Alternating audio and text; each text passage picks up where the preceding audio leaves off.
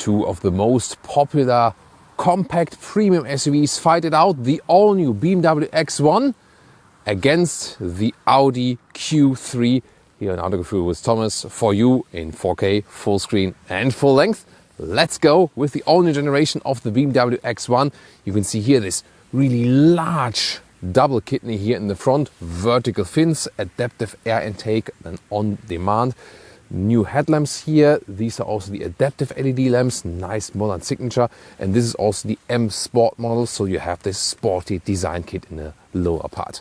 Whereas with the Audi Q3 we have this typical Audi single frame grille, really large, three-dimensional Audi rings. They are more and more going away from that now. We will see that in the Q8 e-tron episode. Headlamps here, these are also the LED ones and a very modern styling. So this is not the all-new model then, but still has a quite modern appeal, definitely. This is, by the way, Navara blue. This color here, rather darker blue, but also very beautiful.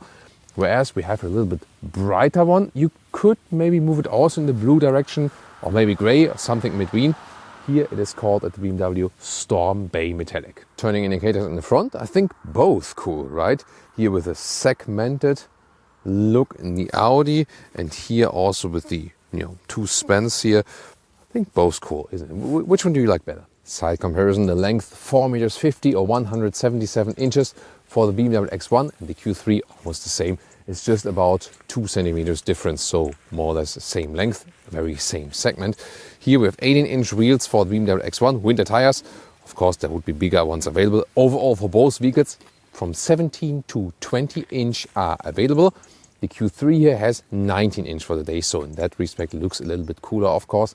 Both are available with adaptive suspension, that's an option. And the main design difference is actually here, that the Audi Q3 has a little bit more dynamic stance in the way that the C-pillar is standing here upright, whereas with the BMW X1 it more looks, in the traditional shape. Then of course with both vehicles there are this SUV coupe versions available. It's the BMW X2 for the X1 here. In the new generation there will also be soon a video here on Autogefuehl if you stay subscribed. And for the Q3 it's the Q3 Sportback. We also have a separate video of that one on our channel. And as for the electric vehicle versions, there's the all-new BMW iX1. There's also a review of that on Autogefuehl. And here with the Q3, the corresponding model would be the Q4 e-tron. Interesting is that that's a totally different platform for the Audi, but the same platform for the BMWs. Different technology approaches right there. And as for the all-wheel drive system, both platforms are front-wheel driven platforms. So that means when it's an all-wheel drive, like we have here today with both vehicles, it's front plus rear on demand. The question then in the driving part is, how much front wheel bias is there? Or is it not that significant? Is there a big difference between the vehicles? This will be super interesting in the driving part later on.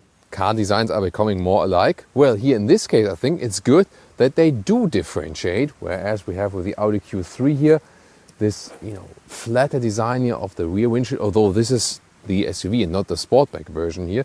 And then this like textile tail lamp signature. Contrasting lower part, this one by the way here, the advanced trim level. The S-Line would be the very corresponding trim level to the M Sport, but it's always hard to get 100% comparable vehicles. This is the best we could get for you. And then here in the rear of the X1, new generation, three-dimensional tail lamp design, and here a more, upright design actually. So I think it's good that they differentiate in that way. And then the M Sport adds this black contrast here in the lower part. And what about the Autogefuehl fake exhaust police? The AFAP alert. Well, with the X1, no problem at all. Very clean and honest design. But the Q3 sets it all the way in for fake exhausts. And the turning indicator comparison? Yeah, definitely won by the Audi. Just more beautiful integration here. Here with the BMW, I don't get it. It's such a beautiful three-dimensional tail lamp design here. Then this turning indicator on the inside. Moving towards the interior, key fobs first. Here the BMW one looks more modern. The Q3 really has this super old school key fob, but well, doesn't always have disadvantage with something is old school, but the BMW one looks cool and is also lighter indeed. Then the BMW here first, flush door handles, you can see they're integrated. And then They open like this, still give you good feedback, and door closing sound is not the best we've heard, honestly. Then interior here, this is an option, the Sensatec cover here, a high-grade leather red. Inside looks great, great build quality, softer touch than even for your elbow. And then this is also the M Sport model, as I said, that is connected to the interior. And we also have these sportier seats right here. They standardly come, by the way, with Alcantara on the inside, leather red outside. Even in the US, Alcantara is now available. And these here are the full Sensatec, full leather red seats here with perforation. Looks great, great material quality, soft seat cushion as well, also in the lower part. So great offerings they have there. Base fabric seats would also be available, but this one, of course, then would be the seat for the US especially. But I mean, when you're in the US and can finally also get some Alcantara seats, why not try them? Because so far manufacturers said, yeah, you know, our US customers, they don't want Alcantara because it's, hey, US customers are spilling drinks all over the place all the time, then they need to clean the seats and wipe them. Why not offer Alcantara for the customer? I'm sure there are a lot of US customers who are very diligent with their vehicles, like you, because that's the reason also you're here on the channel. We are all car enthusiasts. So Alcantara for the US, finally, that's a great idea. Then seating position, super comfortable indeed, very soft, great quality, nice seating position, all SUV you need. Here we have a manual control of the steering wheel, up and down, in and out. So yeah, that's making a very, very good impression. It will get a little bit tough for the Q3 today, what the X1 is doing in this new generation here. Interior overview here with the BMW X1, new generation, really revolutionary change in this new generation. Screen is one curved unit and then split into 10.25 and 10.7. Beautiful integration also of the ambient lighting underneath the screen and also here towards then the other door and so on. So cool ambient lighting feature, definitely. Zoom more details to the infotainment. Well, the climate unit is here inside, no separate climate unit. That is one difference also to the Q3 for sure. You get used to it a little bit, definitely. It stays in the same area at least. Air vents are here then, and the steering wheel also with real buttons, so that's easy to control here, for example, also for the volume. Cool design of the steering wheel, isn't it? And here in the lower part, this is also very interesting. The smartphone has like a seat belt here to fix it against the inductive charging pad. It's a great idea. The only thing is now with the new iPhones, sometimes it does activate then the Apple Pay system, and then there's the credit card appearing in the smartphone by the seatbelt holder. Okay.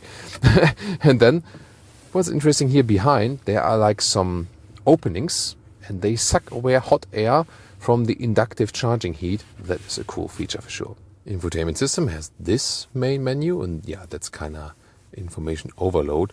And then this main menu, so the OS8 here has become more complicated, definitely. The car internal GPS also works, is actually very well usable indeed. Other than that, you rather go to the Apple CarPlay menu, and the integration of the CarPlay and the Android Auto, it's more stable now. Wireless connection, so far before that it was sometimes, lacking the connection. Sometimes it does happen that when you play music, it sometimes stops for a second, but seldom and not as much as before. And here the optional Harman Kardon sound system is awesome. It's really superb. It delivers a great, true, in-depth surround sound. I really love that. So OS8, more complicated, but more reliable and quicker, so it has pros and cons indeed. On a live vehicle view, there you see consumption figures, and this is here with a lot of city consumption, and also in winter times.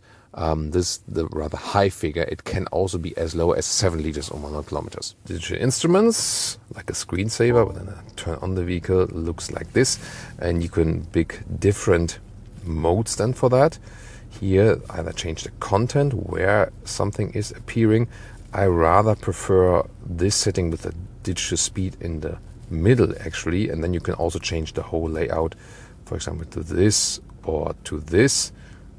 This would be my favorite one here, and then you can see RPMs turn up. And the cool thing is here, when you're in the Apple CarPlay in the BMW OS8, here when you have Apple Maps, you can also send it to the left side of the instruments. That's an exclusive feature.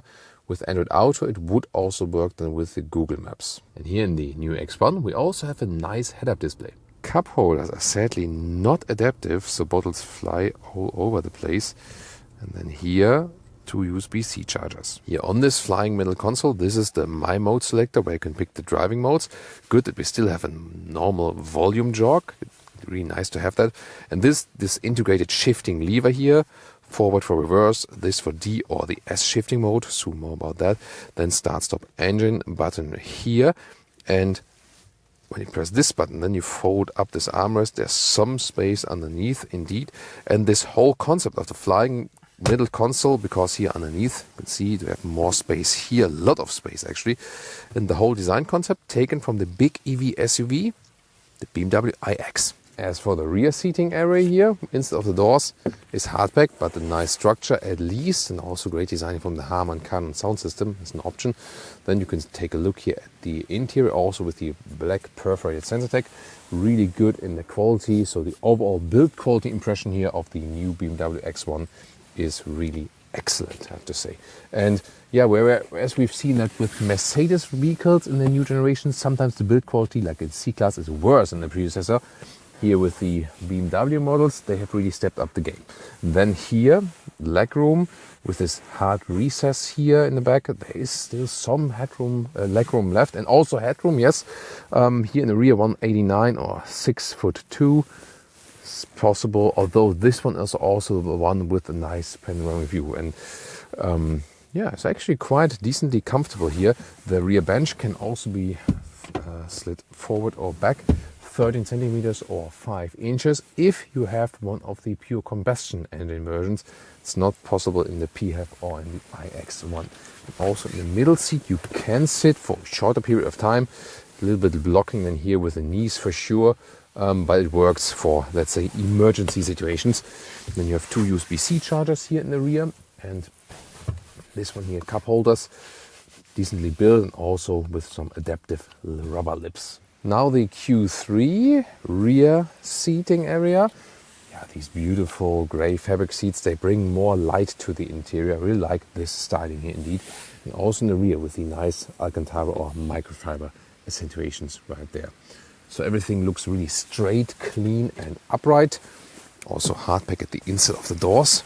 Let's see, as for the legroom, this is a little bit tighter. There's also the recess here for the knees, but the way I'm driving in the front, it is definitely tighter with the knees than in the X1. Headroom, well, there is some left, but hardly comparable in this case because the X1 is the one with the panoramic roof. Here, this very vehicle is not spec'd with it. It works as well, not too much difference. And if you would go for the Sportback version, it also falls down. But the comfort here is also decent. But definitely this segment where the X1 is winning it, also here with the middle tunnel and so on. So the X1 definitely better suitable for space and people in the rear. That's also a decent result here overall. Then we have also 2 USB-C chargers here in the lower part. In the middle part, how's the comfort there? Yeah, he's also okay, and the same problem then with the knees on the inside. And the armrest here in the middle is also adaptive, good build quality. And here, well, they're a little bit smaller definitely, so depends on the drink size, if that's an advantage or disadvantage. Towards the interior of the Audi, here a classic door handle, so not flush, but both have, can be touched for real, so it's actually both fine, I think. Door closing sound, yeah, it's definitely better with the Audi here in this case. However, inside material of the door, this one is here rather hard pack, was cooler with the Sensatec cover in the BMW, but here is nice here with the microfiber cover of the inside of the doors here. And this is a very nice trim indeed, because look at that. Here, these grey fabric seats, they are really beautiful. So fabric is also available in the UK market, for example. And then we have, in this case, in here, microfiber at the outside. So beautiful fabric, microfiber, leatherette mix. So also animal-free seats. And yeah, great styling here and this brighter styling. Lower part here can also be made a little bit longer than for longer legs. And then the steering wheel here, this one is the non-sporty steering wheel, the base one, but looks actually quite clean as well. And real buttons here also on the steering wheel. That's also cool.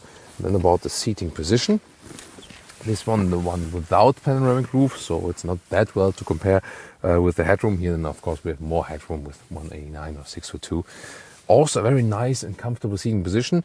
I feel I sit a little bit lower, so the X1 more gives me this SUV driving position, whereas the Q3 then in comparison more gives a crossover driving position.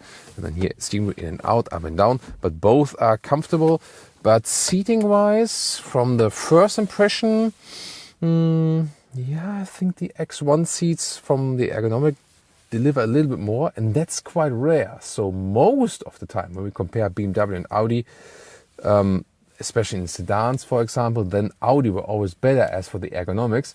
But here, one of the very first and rare cases where the BMW seats were actually make a better impression. Yeah, that's quite astonishing. Very interesting, by the way, here these door handles from the inside are kind of like upside down than you used to. But I think it's a good solution because when you grab them, this is actually more intuitive in that way than the other way around. So I think well played, Audi. Interior cockpit overview of the Audi, also very clean, a very timeless layout, I think. It would usually start with 10.25 inch on the left, but this is the optional 12.3 inch virtual cockpit, so a bigger one then. And here it would also start 8.8 smaller, and this is then the 10.1 inch in comparison to the X1. The instruments are larger in the Audi, but the infotainment system is larger in the BMW. Interesting, isn't it? Zoom more details to that. Here, microfiber cover. On top of that, that's a beautiful solution here. Quattro batching. Top part here is somewhat soft touch. And then the main difference is here we still have a manual climate unit with nice clicking sounds. This is what I do prefer. So that is one key element in the interior that is better with the Audi, I think. Also manual volume knob. And the drive mode select is also a little bit easier because you still have a real button here, which you can also switch through. And then it also, see here, it switches through. You don't have to press then in the infotainment system. You can also stay at the lower part, for example. Then here we have a real big shifting lever. Do you prefer these real shifting levers, or do you prefer the more smaller integrated one that look maybe cleaner, but don't offer, this big haptic feedback? Or don't you care? Please tell me your comments about that. And then we have here cup holders. They are also adaptive. This is really nice, and you know that in the X1 they were not adaptive, so the cup holder solution is better in the Audi. And this armrest here is properly attached with some space underneath, but the BMW offers more interior space in the middle console because of that flying concept. And you also have two USB-C charger in the front, and this is here also the inductive charging pad without vents and without a seat belt. Oh, and the automatic handbrake here is not standard. It's like a blindfold button. Really? Infotainment system, I think it's quite easily done. So look at that. It's a good view here with this app view. You know what you get. Car menu here, for example. You can also go to the drive select here for the driving modes, but you can also route it from below as I've shown to you. Then the car internal GPS. This is, by the way, Google satellite view, but it's not Google Maps. So not to confuse it with that, actually. And actually also quite responsive. So overall, I also like the infotainment system here. This in the CarPlay integration looks a little bit more impressive with the BMW. And the sound system, this one here is a base one that doesn't come up with the one in the X1, but you can also get a more elaborate one here. Yeah, but overall, the BMW Harman Kardon system is a better choice. Yeah, I really like the Audi virtual cockpit here. These digital instruments, you can switch the middle view, for example, here also then with the map, but only the car internal map actually is possible here. That's also different than to the BMW, and you can also have this view, for example, but you can also change the whole layout. Either the classic view and sport, they are kind of similar. In this dynamic view, this one is actually completely different in the look. Here, look at that. This is not related to any classic gauges or something, but I feel the other ones just look more cooler, more classic indeed. Or what do you think? Trunk comparison. It's 530 liters for the Audi, 540 liters for the X1. So it sounds like more capacity, but what about the measurements? Let's start here with the all-new model, the X1. You can see here, cabin trolley fits in easily upright also. And then the length here is like 85 centimeters or 34 inches, a little bit shorter than the Q3, I can already tell you right here. And the width, a good meter or 40 inches. And the bench here folded from the inside, not from the trunk here. It's like 1-1-1 split, so individualize it in total length 166 or 65 inches. Here you can see you don't lose much height right here because of this upright styling here. And then when we move over to the Audi, it's very interesting because we have indeed a little bit more length here at 88 centimeters or 35 inches. So the BMW was ending right here. So that's actually quite good. Width is also about 1 meter or 40 inches. But the thing is that because it's kind of like chopped off here, this is where we lose the leader figure then in comparison to the BMW. And the length, let's see, to the seat as I would be driving, is that comparable? A little bit longer than 186 or 66 inches. And here this seems to be like a 2/3, 1/3 split, but you can see here the middle part can also be folded down individually here in the Audi as well. Engines will start with a very interesting fact about the engine bay. Here with the BMW X1 there is this rubber lip here in the lower part and it goes all the way around right here. And then when the hood is closed, everything stays super clean inside. Look at that. This has been driven in winter here now. Wow, really amazing. And here also on the top part, look at that. Another one. So the engine is super well protected against dust and mud and so on. And we really had an effort cleaning this engine bay of the Audi because there's nothing, like this there. Just here at the top part. This one, and then here you can have this lip here, but it's a smaller one, and then the sides here stay open, and that is actually causing then more mud and everything in the engine bay. Yeah, curious fact, definitely. As for the engine lineup, 2-liter diesel for both 4-cylinder and then 1.5 or 2-liter petrol engines, whereas the 1.5 is a 3-cylinder with the BMW. It's also a 4-cylinder here with the Audi. And the comparable engines for today are the 2-liter 4-cylinder petrol engines, the 40 TFSI for the Q3, and the 23i for the X1 would be the 28i in the US with a little bit higher horsepower tune and about 6 seconds in the acceleration figure. But here the 23i and also the 40 TFSI, both around 7 seconds in the acceleration figure. Let's drive them.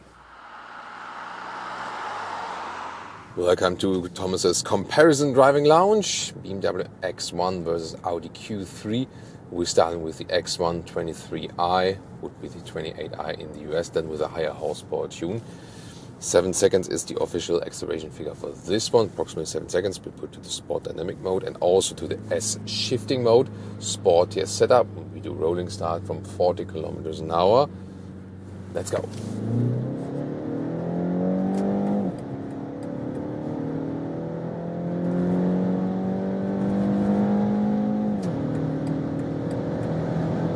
Was through. 175, we'll cut it there because the car in front of us. Now we can accelerate through. It was a pretty nice sound, right?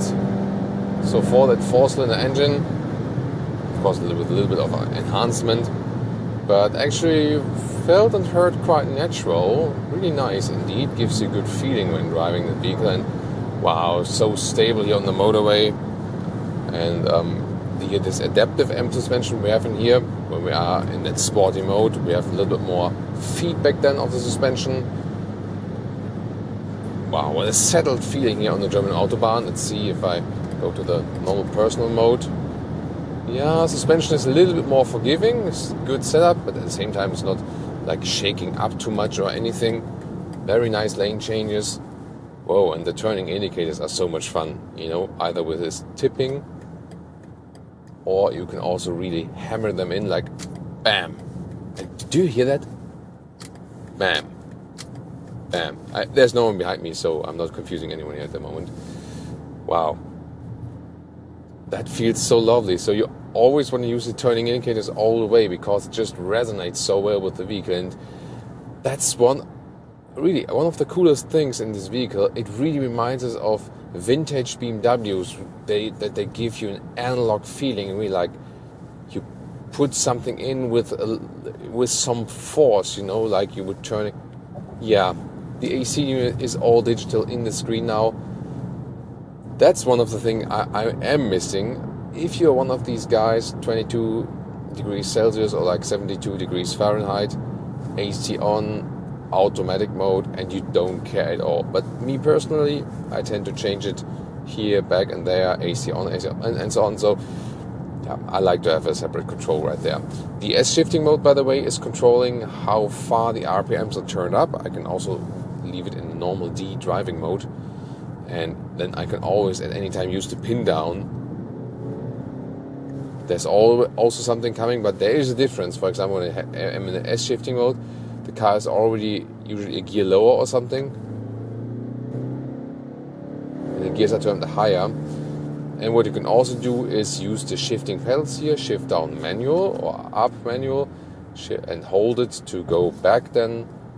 And interesting, especially when you're in this D mode, when you press and hold the left pedal, you get in the sports boost mode, and when you hold it a little bit longer, yeah, anyway, I have about 10 seconds in that sport boost mode, but yeah, it doesn't really make a large difference. Yeah, not really. The engine feels quick enough.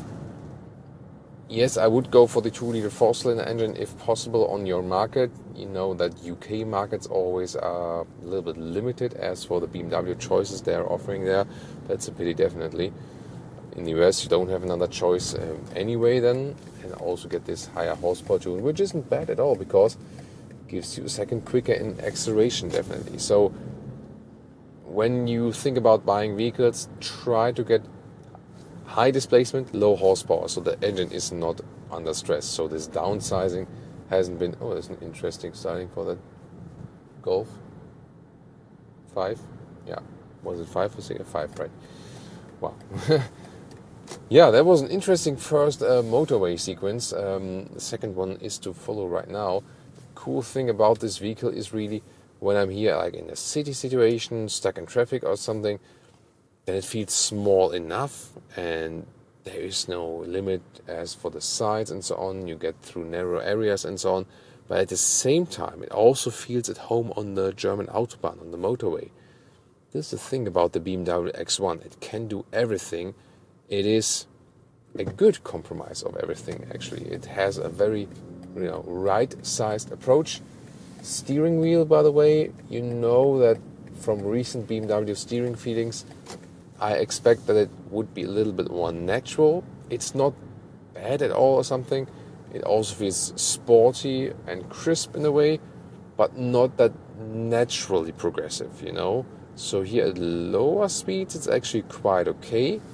Let's see also if there is a difference in the driving mode. That's the personal mode, Once again, the sport mode. Should be. Now people behind me are starting to wonder if I'm drunk. A little bit of difference, but not too much as I would expect, actually. And to me, the thing is, like, the faster we drive, then this area here gets a little bit dead. So this is already where I can say that the Audi is doing a better job, because they have a very good natural feeling progressive input for their steerings. That's what Audi can do best, actually. Suspension-wise, the adaptive M suspension is doing a great job. 18-inch winter tires on, so they are also giving me a softer experience.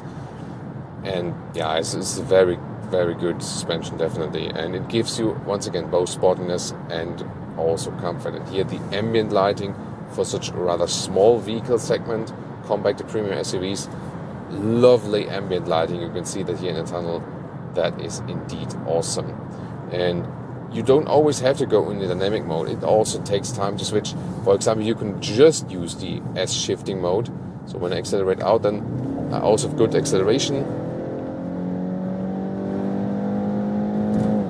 See it here, and 150 already.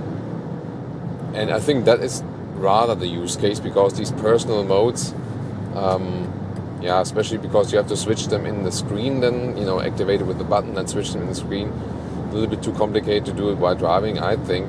So rather use the S shifting mode when you want a little bit more boost, or stay in a normal D driving mode and then use the shifting pedals yourself or something. So that would also be an approach. Noise insulation also good here, so reasonable noise insulation at higher speeds. And I'm really astonished how settled and planted this vehicle feels here on the road, even at higher speeds. It gives you so much confidence and control. It's just a lovely ride. Absolutely right size here also for this M steering wheel. It's a great driving experience, and yeah, I can tell you it will be tough for the Audi. Here in this new generation, they refined this car even more, and although it's a front-wheel driven platform, you don't feel much front-wheel bias. That was also another important point I wanted to make. Even though in the acceleration, this one here being the X-Drive version, then you have front plus rear drive on demand.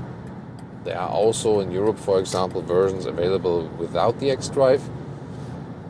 And it's actually not too bad. Of course, a rear-wheel driven BMW is always something really special and emotional, and giving the agility out of the corners. However, here the advantage is it's a rather light platform, and that means that it has good dynamic handling in the corners. Not necessarily when accelerating out, but just like here, for example, now 9 degrees right turn, it just feels lovely. And when I accelerate out, yeah, with this X-Drive here, it's getting quite spontaneous power also to the rear axle, and there's not a notable front wheel bias or something. I think that's something they managed very well. This is also something I'm really looking forward if this is different than any Audi, because there the compact platform follows the same principle and also basically has front wheel bias, but do we feel that a little bit more in the Audi? That will be very exciting indeed. As for assistance systems, of course they're mainly used for the motorway. You can have here the assisted driving, but I sometimes in these vehicle tests here tend to test them also on the countryside road, because it is even tougher for the car to do that. The Autobahn, very straight lines and so on.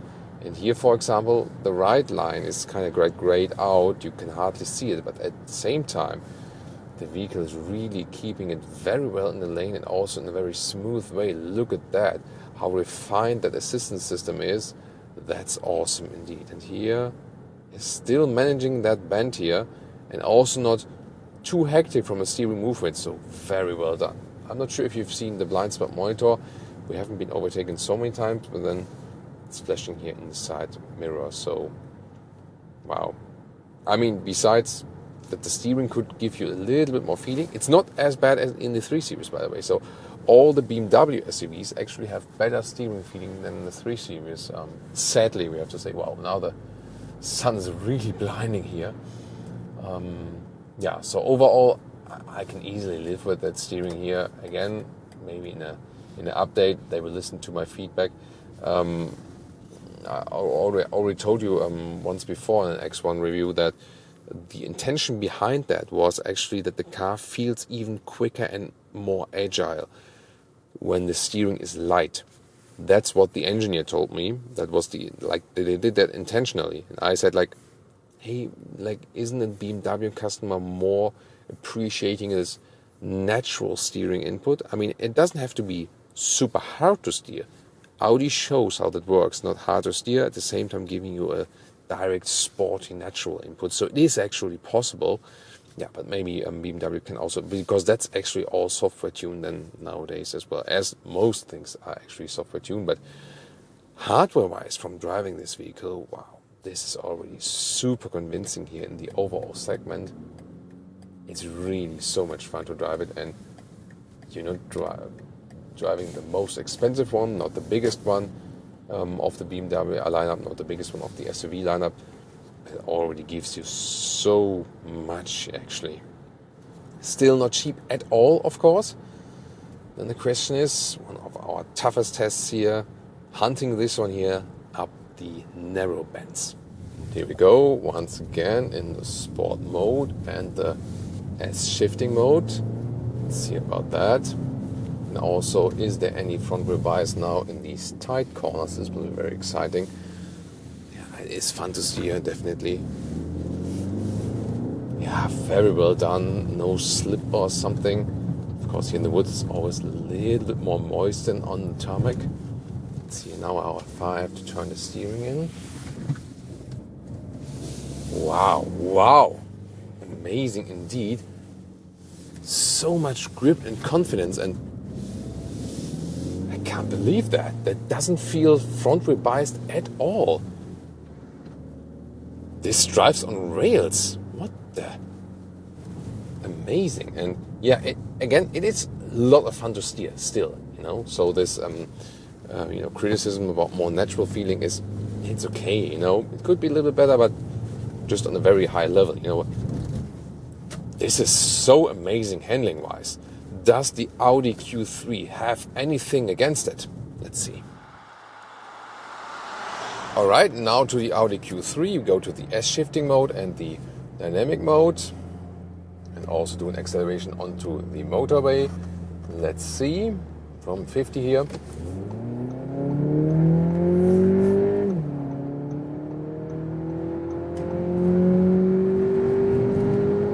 It's 130. 150. 170. It's a little bit slower actually.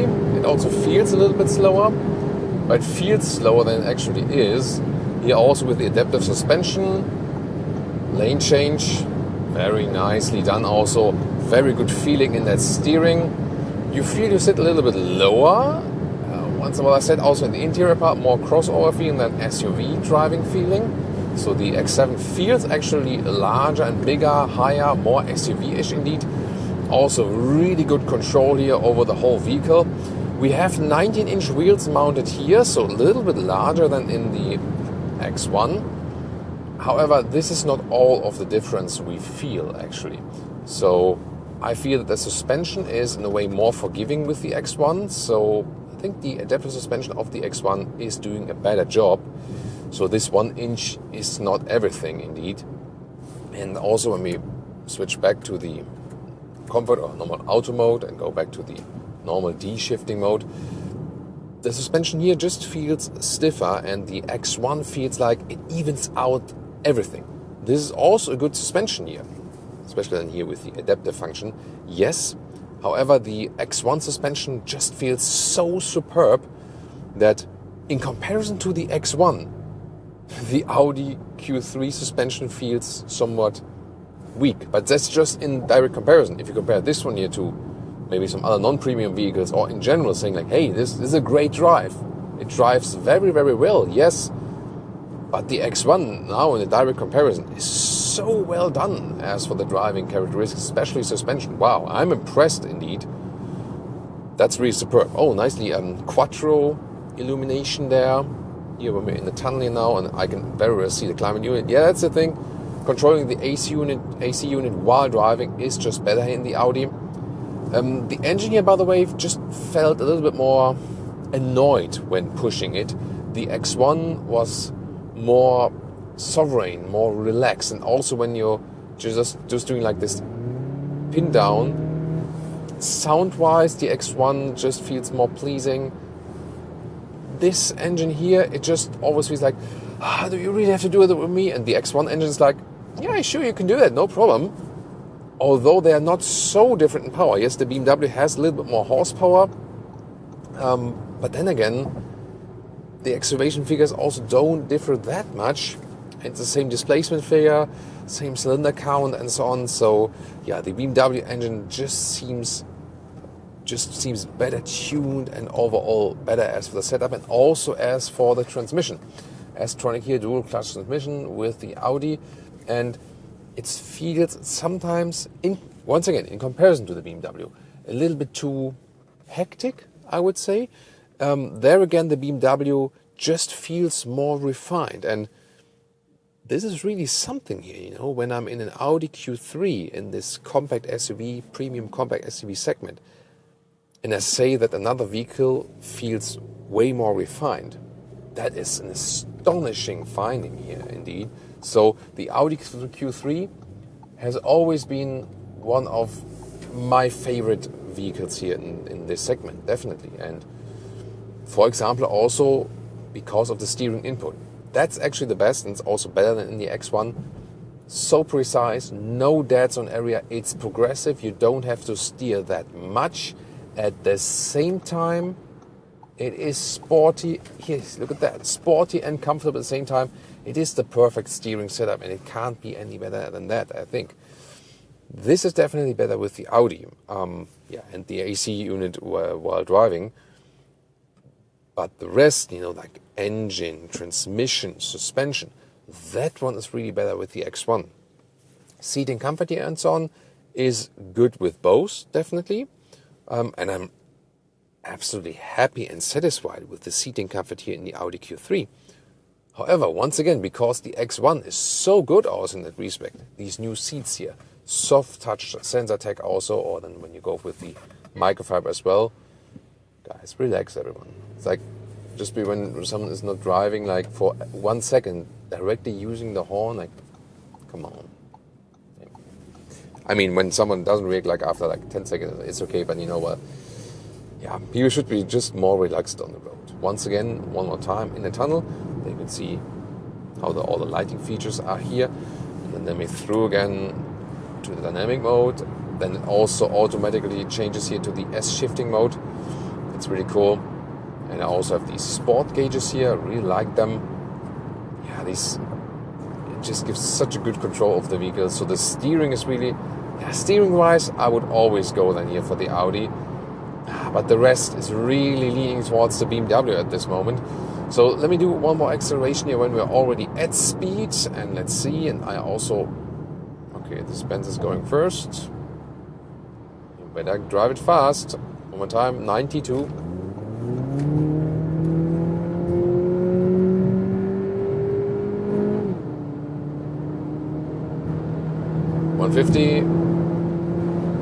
Nicely in this corner here. 170, that's enough for now. Yeah, it feels really settled on the road as well, but wow. I wouldn't have imagined how big the difference is from the BMW suspension to the Audi one. Once again, the Audi suspension is good, but I really have to say, never had such a superb suspension here in a compact premium SUV like with the BMW X1. I really wouldn't have imagined that the X1 is so much better in driving. Besides maybe the steering, where the Audi leads it a little bit. Yeah, super astonishing. But I mean, both vehicles are very suitable. I feel the BMW X1 was also a little bit more silent here on the motorway. Or what do you guys think? Yeah, I think here I have to raise my voice a little bit higher when driving at high speeds. So the BMW in this case then seems more silent, and that also fits to the overall picture. I mean, yes, the Audi Q3 is a little bit older here in this comparison, but still, that is not the crucial thing, you know. Recently we had Mercedes C-Class with Audi A4, and there I went for the Audi A4 because of the easier user interface, just more connected feeling to the car. Although the C-Class has a lot of technology features to offer, so sometimes the older car can be still the better one because it still does something better, you know, and it's maybe more, you know, in an evolutionary sense more evolved, indeed. Yeah, but here the X1 wins the Autobahn. But let's see, what about countryside driving here and the fast corners? And also, what about the front wheel bias here? We can find out more about that in these tight corners then.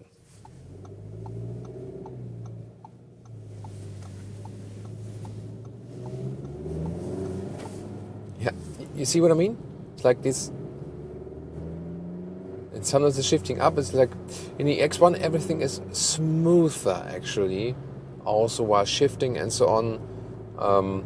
Again, not that it would be bad here or something, but the X1 is just smooth in this respect there. So, I mean, exterior wise, you can really, personal preference. Interior wise, has some advantages here. Both are really nice in interior, and seats are also really great. What I really like about the X1 is also that you have this true SUV seating position. Here, it's also good, yes, but it doesn't feel that much SUV, you know, like the X1. Here now, assistance systems, put it here on the same road, cruise control, adaptive one, and then also with active lane keeping assist. Let's see, this is now a critical situation because the road is making a right-hand turn, and it's more meant for Autobahn driving. But as I said, I usually put the cars here. No. Okay.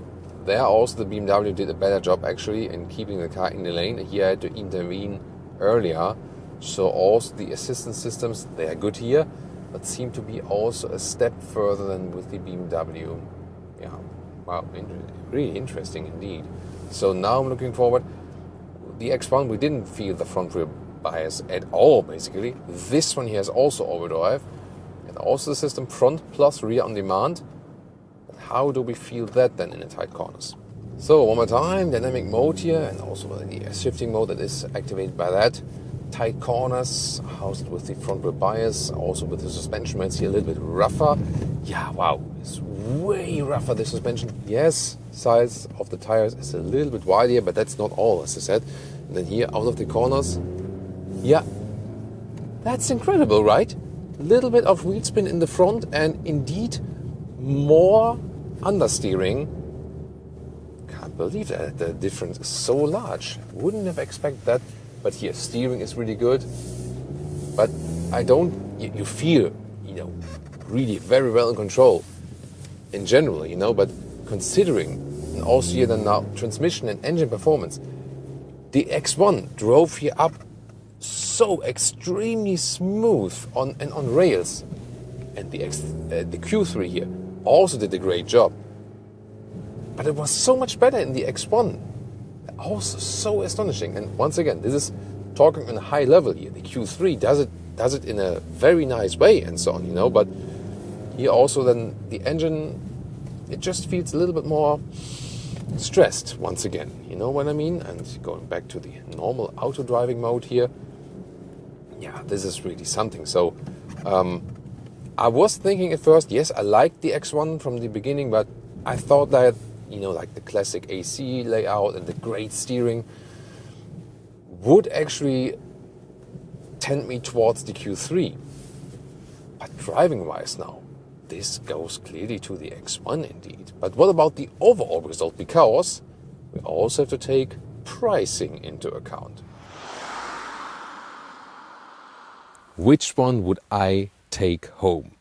Well, it is a very interesting question because both of these compact premium SUVs are, to me, one of the best there are, and they are so well usable for everything. They are the right-sized one in a way of not too large for the city, but already grown up for the Autobahn. So both are great vehicles, no doubt about that.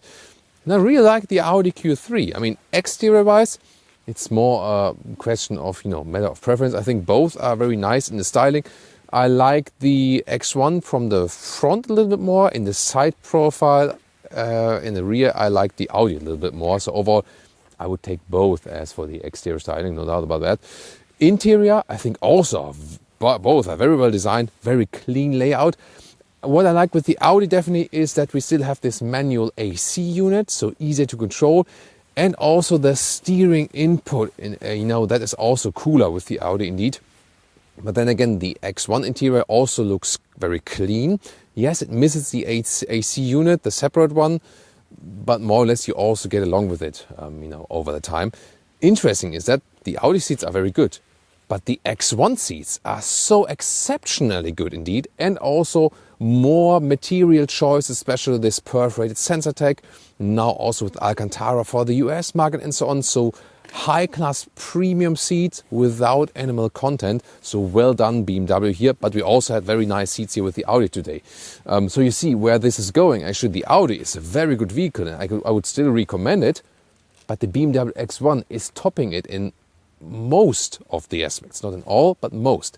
Also here more legroom with the BMW. That is also another crucial aspect here on the interior part. But then driving-wise, I was starting this review off with saying like, yeah, the X1 is more modern, but maybe at the end of the day, I would still go with the Audi because I like the more conservative setup with the AC unit and I love this Audi steering input, feels so natural and progressive. But then I was totally surprised by how good the BMW X1 is in this new generation.